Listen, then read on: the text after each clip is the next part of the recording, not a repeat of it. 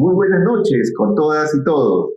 Les saluda Américo Pilman, responsable de la plataforma Sociólogos Peruanos, quien le da la más cordial bienvenida a la 11ª sesión académica del curso Gestión Pública y sus componentes estratégicos, que en esta oportunidad tendremos a nuestro amigo Alan Díaz, ingeniero de sistemas GEL, quien presentará la sesión de los sindicatos en la gestión pública. Muy buenas noches, Alan. Muy buenas noches con todos. Muchas gracias por su participación y quiero agradecer la invitación que me realiza el compañero Américo Pilman de la plataforma Sociólogos Peruanos para presentar la sesión Los sindicatos en la gestión pública, que desarrolla como parte del curso Componentes de la gestión pública. Conmigo, yo soy el ingeniero Alan Paul Díaz Balcázar, soy secretario general del sindicato CAS de la Universidad Nacional de Trujillo.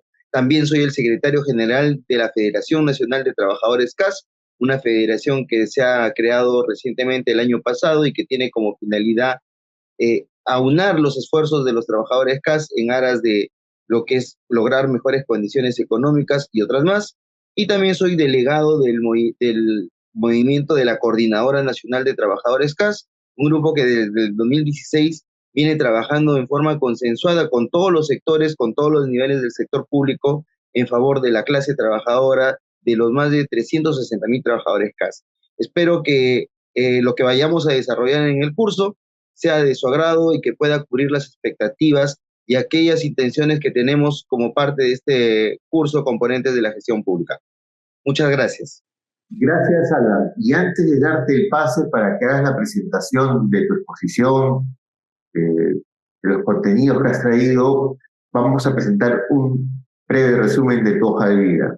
En ese sentido, diremos que Alan Díaz Balcázar es ingeniero de sistemas por la ULADECH Católica, cuenta con estudios de maestría en Ingeniería de Sistemas, Administración y Dirección de Tecnologías de la Información.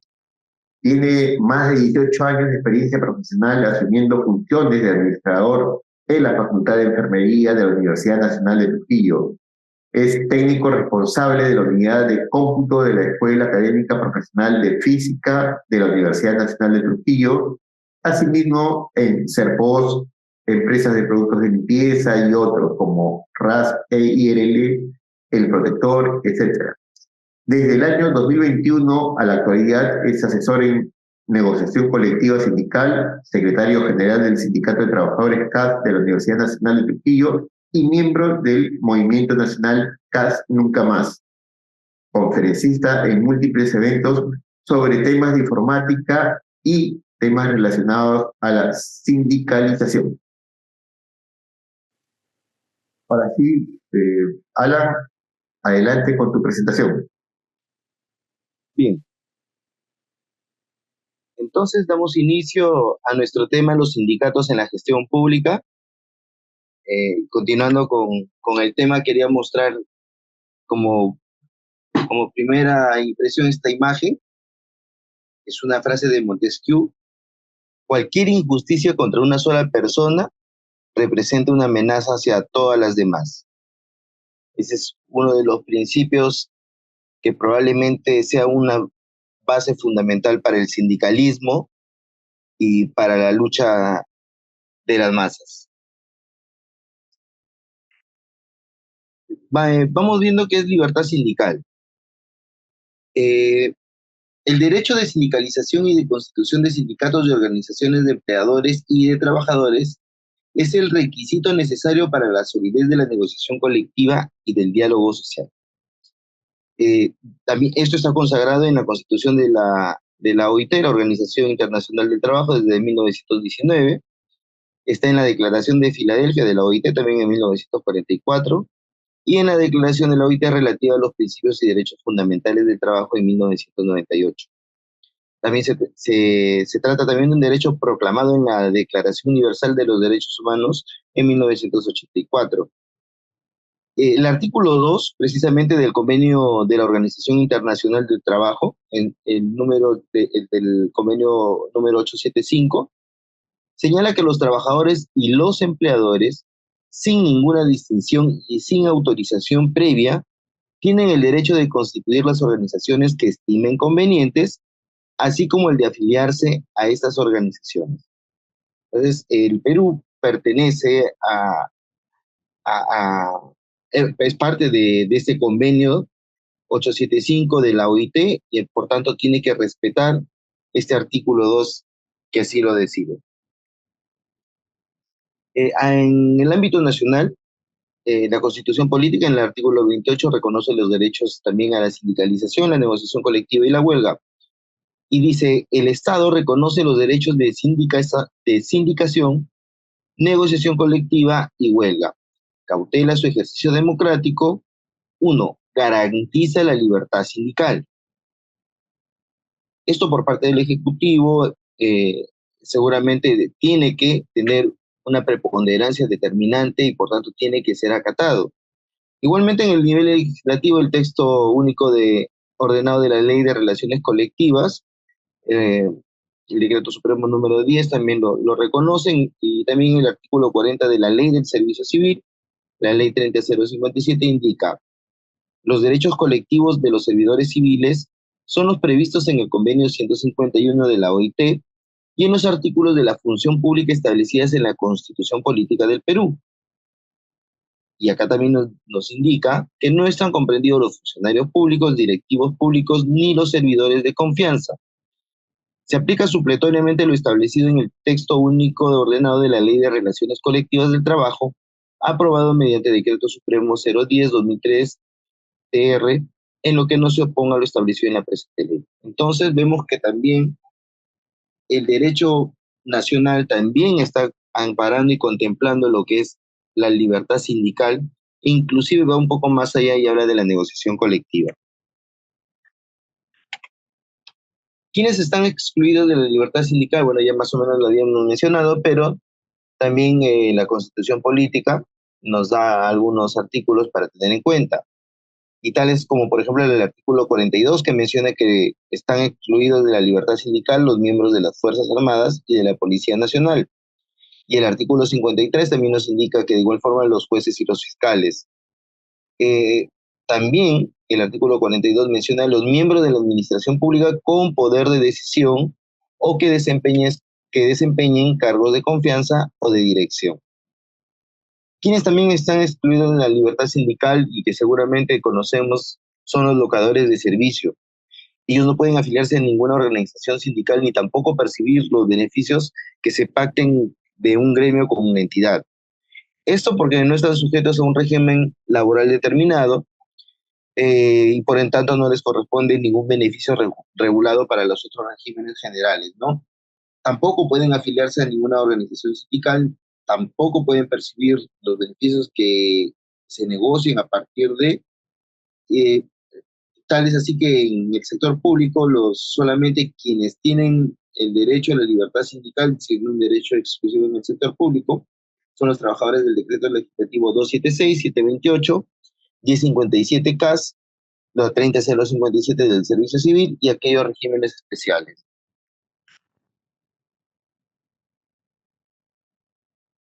Tenemos algunas definiciones de la libertad sindical, por ejemplo, Villavicencio Ríos Alfredo nos indica: es el derecho de los trabajadores a constituir y afiliarse libremente a organizaciones sindicales y el de estas y de aquellas a desarrollar actividades sindicales en defensa de sus intereses. Entonces, con este preámbulo de lo que es la libertad sindical, no nos queda duda de que la libertad sindical es un derecho fundamental, tal cual y tan importante como es la libertad de pensamiento, la expresión o al de propiedad. Eso tenemos que tenerlo en cuenta y también tiene sus sanciones para aquellos que impidan su normal sin condicionamientos. ¿Qué es un sindicato? Bueno, por ejemplo, el fundamento 28 de la sentencia del Pleno del Tribunal Constitucional en el expediente 08-2005 nos da una definición de sindicato. Dice: el sindicato es una organización o asociación integrada por personas que, ejerciendo el mismo oficio o profesión, o trabajando en un mismo centro de labores, se unen para alcanzar principalmente los siguientes objetivos: estudio, desarrollo, protección y defensa de los derechos e intereses de sus miembros, mejoramiento social, económico y moral de sus miembros. Eso lo dice el Tribunal Constitucional. En la editorial ETC, por ejemplo, también nos da otra definición. Un sindicato es una asociación de trabajadores que tiene el cometido de velar por la defensa de sus intereses laborales, sociales y económicos frente a su empleador, sea este una empresa, una junta patronal o el Estado mismo. Y el Ministerio de Trabajo también tiene una definición para lo que es el sindicato. Dice, representa a los trabajadores en su ámbito, que pueden ser a nivel de empresa, categoría o establecimiento determinado de aquella, y los de actividad, gremio u oficio.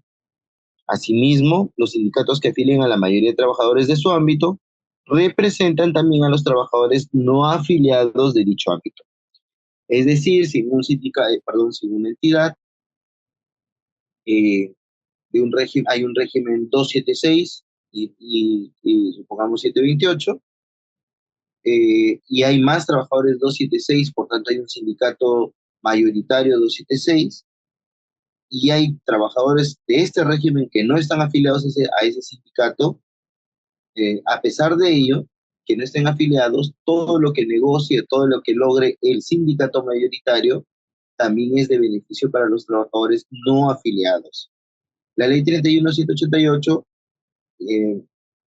para aquellos trabajadores no afiliados, también indica que tienen que tener una colaboración voluntaria del 0.5% de su salario. Esto a raíz de la negociación colectiva que desarrolla el gremio. Bueno, la organización de los sindicatos tenemos algunos, por ejemplo, de empresa, que se encuentra formado por los trabajadores de diversas profesiones, oficios o especialidades, pero que se encuentran, que prestan servicios para un mismo empleador. Ya sabemos que el empleador también es el Estado. De actividad, se encuentra conformado por trabajadores de profesiones, especialidades u oficios diversos de dos o más empresas de la misma actividad, ¿no? De gremio, está conformado por trabajadores de diversas empresas que desempeñan un mismo oficio, profesión o especialidad, ¿no? Y de oficios varios, formados por trabajadores de diversas profesiones, oficios o especialidades que trabajen en empresas diversas o de distintas actividades cuando un determinado lugar, provincia o región o número de trabajadores no alcance el mínimo legal necesario para constituir sindicatos de otro tipo, ¿no? Y los sindicatos, ahí tenemos, por ejemplo, los sindicatos nacionales, y también entran ahí los sindicatos también que probablemente, por ejemplo, las SUGELES, o también hay el caso de las postas médicas o de los centros de salud, que se agrupan por provincias para poder sumar sus miembros y poder tener el número legal para constituir un sindicato. El registro de organizaciones sindicales de servidores públicos, o más conocido como ROS o ROSP. Bueno, el marco legal para este registro, este ROSP lo constituye la ley 27556 y el decreto supremo 003-2004 del Ministerio de Trabajo, a cargo de la Subdirección de Registros Generales y Pericias del Ministerio de Trabajo y Promoción del Empleo, o en las regiones de la Dirección Regional, ¿no? Hay que recordar que este registro puede ser de alcance local, regional o nacional. Por eso que los sindicatos, las federaciones regionales o sindicatos regionales, y también las federaciones nacionales o confederaciones, etcétera, ¿no? Todo ello van dentro del registro, tienen que estar dentro del registro de organizaciones sindicales de servidores públicos del Ministerio de Trabajo, ¿no? El registro de un sindicato es un acto formal, no constitutivo, y le confiere personería jurídica. El registro confiere a la organización sindical personería jurídica para todo efecto legal. A ver, cuando uno crea un sindicato, lo que tiene que tener en cuenta es el mecanismo para la creación, que nace de la misma, del mismo grupo de trabajadores que sí lo conforman. Es decir, los estatutos se convierten en la partida de nacimiento y una especie de manual para todos los servidores afiliados al sindicato. Y también habla del funcionamiento. El sindicato se crea de por sí desde el momento que los trabajadores toman la decisión de 20 trabajadores formar el sindicato, aprobar sus estatutos, elegir su primera junta directiva.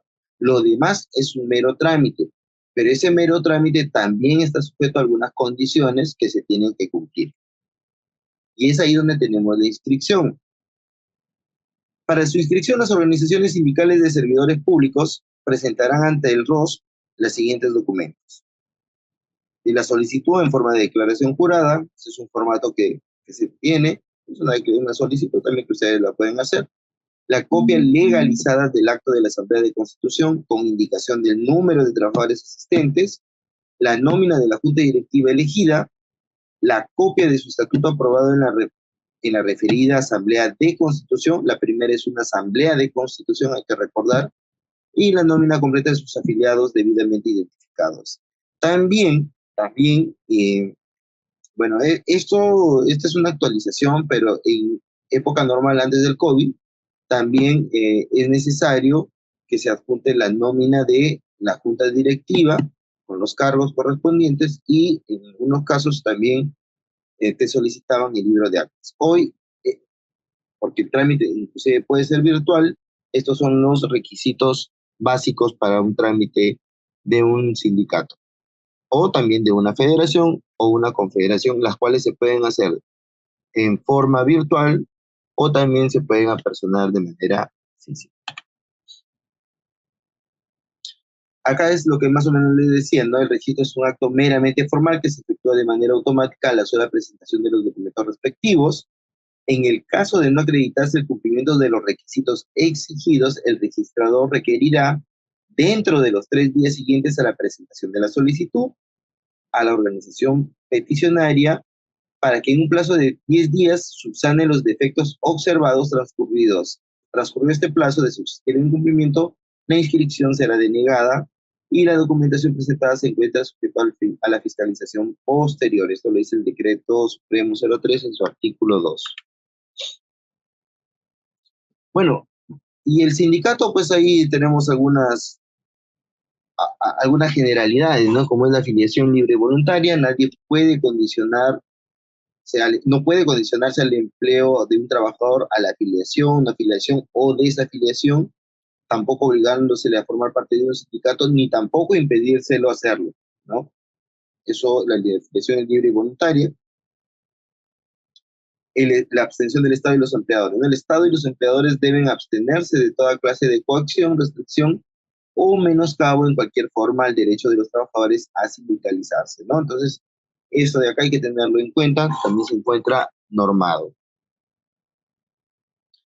¿Cuáles son los fines y las funciones de las organizaciones sindicales, no? Ahí tenemos algunas, como las más importantes, por ejemplo, representar al conjunto de trabajadores comprendidos dentro de su ámbito en los conflictos, controversias o también las reclamaciones de naturaleza colectiva, ¿no? Puede ser que hayan por ahí algunos casos de hostilización o también, de aprovechamiento, también el sindicato puede ejercer ahí una representatividad. Celebrar convenciones colectivas de trabajo, exigir y ejercer los derechos y acciones de que tales convenciones se originen, ¿no? Ahí la famosa negociación colectiva con la ley 31.188. Representar o defender a sus miembros en las controversias o reclamaciones de carácter individual, salvo en los casos que el trabajador accione directamente en forma voluntaria o por mandato de la ley, caso en el cual el sindicato solamente puede actuar como asesor, ¿no? Entonces, en estos casos sí, cuando el trabajador actúa de forma independiente, bueno, el sindicato, si es que el trabajador así lo desea, puede actuar como asesor. Promover la creación y fomentar el desarrollo de cooperativas, cajas, fondos y en general organismos de auxilio y promoción social de sus miembros. Promover el mejoramiento cultural, la educación general, técnica, gremial y de sus miembros. Bueno, estas dos últimas tendrían que también tener asidero con el estatuto, ¿no? El estatuto también tiene que decirlo de esta forma, porque si no, todo aquello que se pueda iniciar, pues ya sean como las escuelas de mejoramiento técnicas o las cooperativas, esto tiene que estar dentro del estatuto. ¿Cuáles son las obligaciones?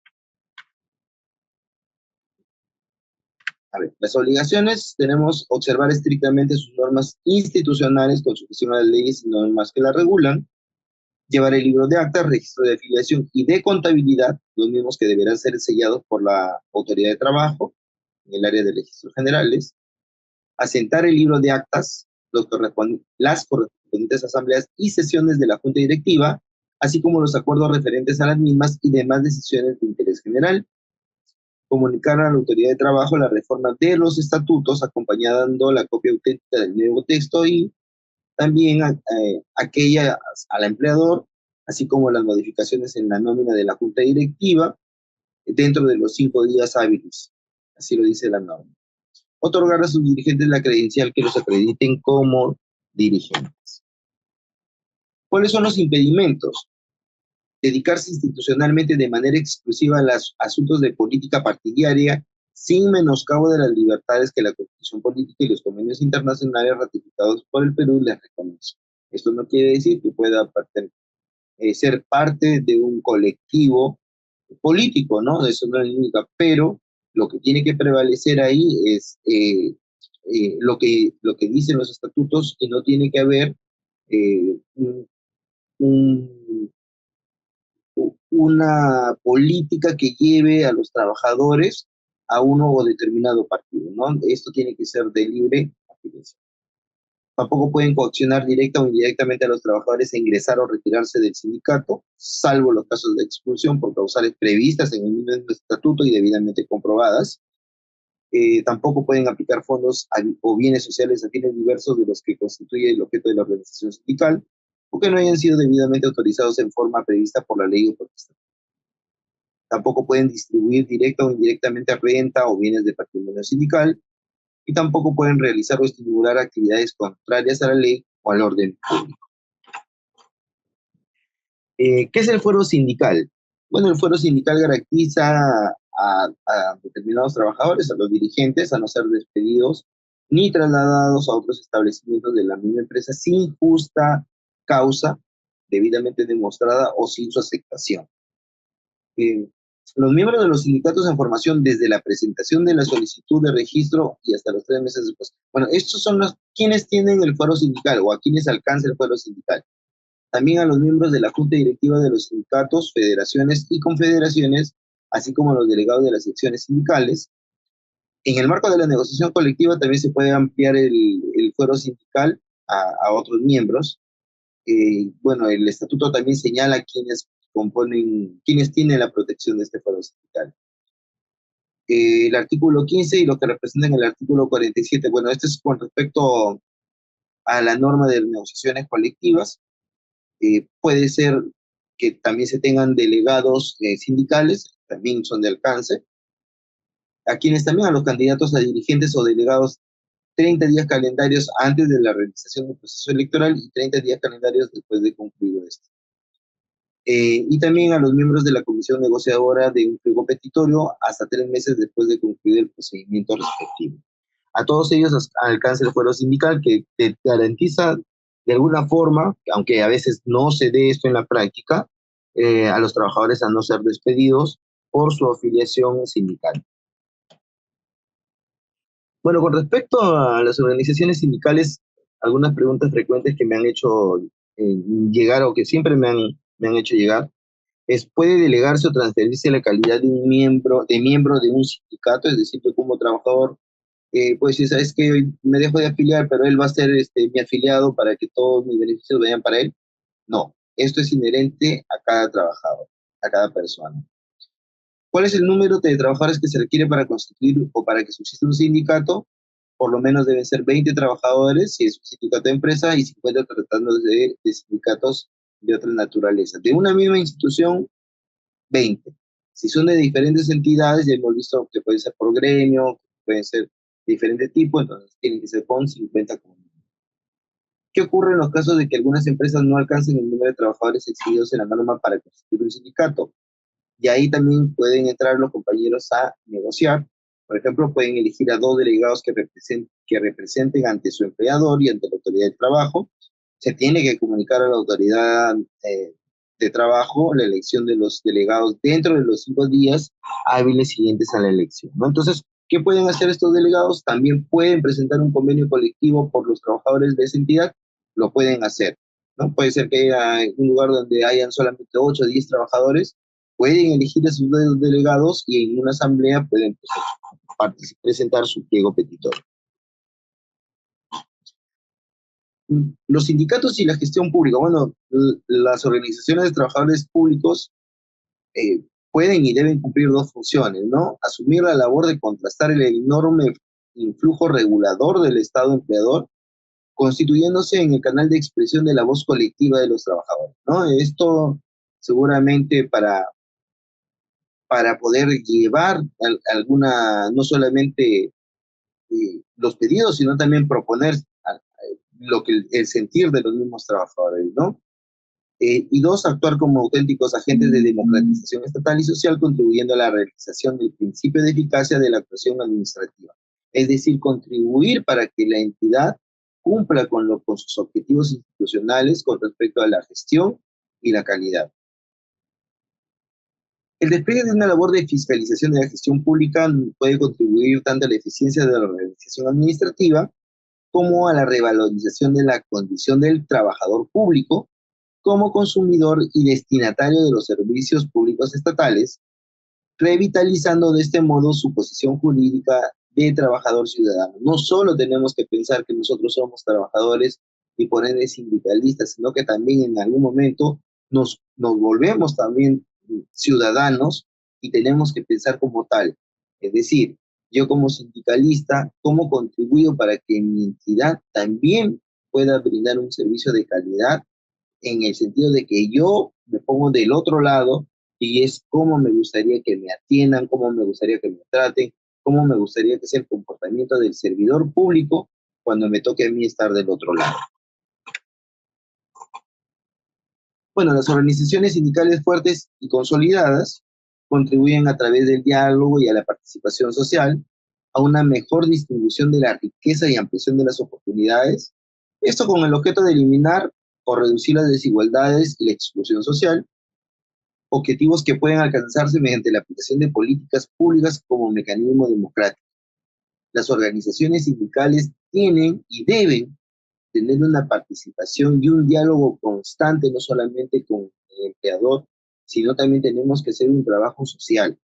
Esto no solamente se constituye en que el sindicato tiene que encerrarse en lo que es su entidad y solamente pedir, sino también tiene que de alguna forma buscar hacer un trabajo social de beneficio para la comunidad, ya sea con trabajo extemporáneo, ya sea con campañas de apoyo social, etcétera, etcétera. Bueno, y algo hemos hablado de esto, ¿no? Los sindicatos pueden hacer negociación colectiva, las federaciones pueden hacer negociación colectiva, sí, pero ¿qué es la negociación colectiva? Bueno, es el procedimiento que tiene lugar entre es decir, el gremio, los empleadores y él puede ser el empleador o los empleadores y una organización de trabajadores de cualquier grado, ¿no? Ya sea sindicato, federación, confederación, con el objeto de fijar condiciones de trabajo, regular las relaciones entre los trabajadores y empleadores y regular las relaciones entre las organizaciones sindicales y los empleadores. Esto para el tema de las confederaciones, ¿no? ¿Y qué resulta de toda esta negociación colectiva?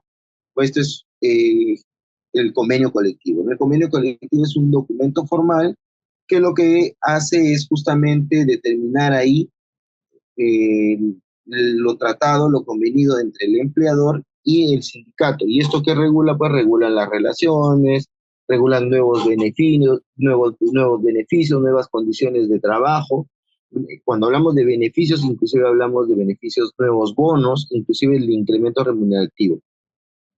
Y bueno, la negociación colectiva es un tema aparte, no es parte de nuestro tema de los sindicatos y la gestión pública, pero sí es un pilar muy, muy importante y es justamente el objetivo principal de los sindicatos, ¿no? Llegar a una negociación colectiva. Ahí vemos un mapa, perdón, que nos dice que está amparado por el derecho constitucional y está reconocido por las normas internacionales, intervienen los trabajadores y los empleadores, y el objetivo principal, ¿cuál es? Celebrar el convenio colectivo. Una definición de convenio colectivo según la misma sentencia del Tribunal Constitucional, la 08/2005, dice así: se define como el acuerdo que permite crear, modificar o extinguir derechos y obligaciones referidos a remuneraciones, condiciones de trabajo, productividad y demás aspectos concernientes a las relaciones laborales. En pluralidad emana de una autonomía relativa consistente en la capacidad de regulación de las relaciones laborales entre los representantes de los trabajadores y sus empleadores, ¿no? Entonces ahí vemos que en pluralidad, entonces, emana de una autonomía relativa porque la negociación colectiva o el convenio colectivo tiene carácter de ley, está el mismo valor de una norma y tiene que respetarse. Es por eso que cuando se llega en un proceso de negociación colectiva en la que tiene tres fases, ¿no? El primero el trato directo, la conciliación y el último es el arbitraje. Y cuando hay un arbitraje, esto inclusive puede llegar al Poder Judicial y muy probablemente sea de beneficio para el gremio que sí lo plantea. Acá vemos que en el sector público, por ejemplo, en la ley 31.188, nos indica, ¿no? Que tiene fuerza de ley, es vinculante para las partes que, miren, tiene fuerza de ley, es vinculante para las partes que la adoptaron, obliga a las personas a cumplirlo y de misma forma a los trabajadores que se incorporen con posterioridad dentro de su ámbito. Rige desde el día en que las partes lo determinen, con excepción de las disposiciones con incidencia presupuestaria, ¿no? Por ejemplo, yo puedo acordar, por ejemplo, tener un horario reducido o puedo tener un horario diferente, esto lo puedo convenir de repente en la negociación colectiva, eso sí, pero si yo digo, hablo de nuevo bono, de un incremento remunerativo, eso no, porque eso tendría que ser a partir del siguiente año del año que se está negociando, ¿no? Tiene vigencia de acuerdo a las partes, normalmente es de 1 o 2 años, nunca menor de un año, y modifica el pleno derecho de los aspectos de la relación de trabajo sobre las que se incide, y los contratos individuales quedan automáticamente adaptados a ellas y no contienen disposiciones contrarias en perjuicio del trabajador. Sus cláusulas siguen surtiendo efecto hasta el día que entre en vigencia una nueva negociación colectiva, una nueva convención colectiva, que modifique esas y son permanentes, salvo de manera excepcional aquellas que se indiquen en el mismo convenio colectivo, ¿no? No es de aplicación a los funcionarios y directivos públicos, ya lo hemos visto esto que está en la misma Constitución, es nulo e inaplicable todo pacto en contrario. Todo pacto que se suscribe individualmente o se disponga de forma unilateral por el empleador que tenga como objeto la disminución o menoscabo de los beneficios obtenidos en el marco de los convenios colectivos y laudos arbitrales, ¿no? Entonces, eso es nulo totalmente. Bien, no quería, bueno, el tema de la negociación colectiva es un tema aparte, pero como parte de lo que es los sindicatos y la gestión pública, teníamos que hablar al respecto. Eso es todo, muchas gracias por su atención y a la espera de alguna consulta de ser el caso. Muchas gracias. Continuando con la dinámica de las sesiones educativas del curso Gestión Pública y sus componentes estratégicos, vamos a proyectar, Alan, 2 láminas con 2 preguntas, para lo cual tendrás el tiempo que consideres para cada una de las respuestas. Los beneficios que se obtienen de la sindicalización para los trabajadores definitivamente son totalmente de mucho beneficio, valga la redundancia. ¿Por qué? Porque el trabajador sin negociación, sin sindicalización, probablemente pueda ser vulnerado. Sin sindicalización probablemente no pueda obtener mejores beneficios, no pueda obtener mejores condiciones ni económicas ni laborales, porque el sindicato es el que te permite llegar a establecer una relación con el empleador. El empleador, ¿y en qué se benefician? Bueno, las entidades o las entidades públicas, ¿no? En este caso, las entidades públicas pueden tener digamos que pueden tener una relación fluida con los sindicatos y pueden permitirle a través de los sindicatos poder no solamente implementar las políticas de gestión y de calidad, sino también poder divulgar y difundir, por ejemplo, nuevas normativas, nuevas directivas, o también poder escuchar las propuestas que los trabajadores a través de sus sindicatos puedan proponer. Todos los trabajadores CAS que todos aquellos trabajadores que ingresan como CAS pueden sindicalizarse. No hay una excepción, ya hemos visto la única excepción son para aquellos que son de las Fuerzas Armadas o policiales, para aquellos que son jueces o fiscales, para aquellos que son del régimen de locación de servicio, y también para aquellos trabajadores CAS que entren por cargos de confianza o cargos directivos. Solamente en el caso de los CAS, cargos de confianza o directivos no pueden afiliarse, pero los trabajadores CAS que llegan con un contrato determinado inclusive, sí pueden afiliarse al sindicato y también pueden ser beneficiarios de lo convenido por el sindicato y la entidad. Muchas gracias por haber participado en este curso importantísimo.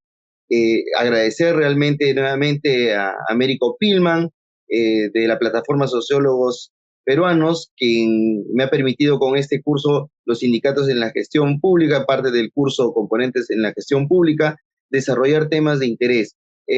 Como última reflexión, decirles a todos aquellas personas que desean participar en la gestión pública, en el sector público, que los sindicatos hoy en día no solamente se componen de trabajadores que buscan mejores, sino también que se vuelva una oportunidad para que se pueda trabajar tanto el empleador como los sindicatos en forma coordinada.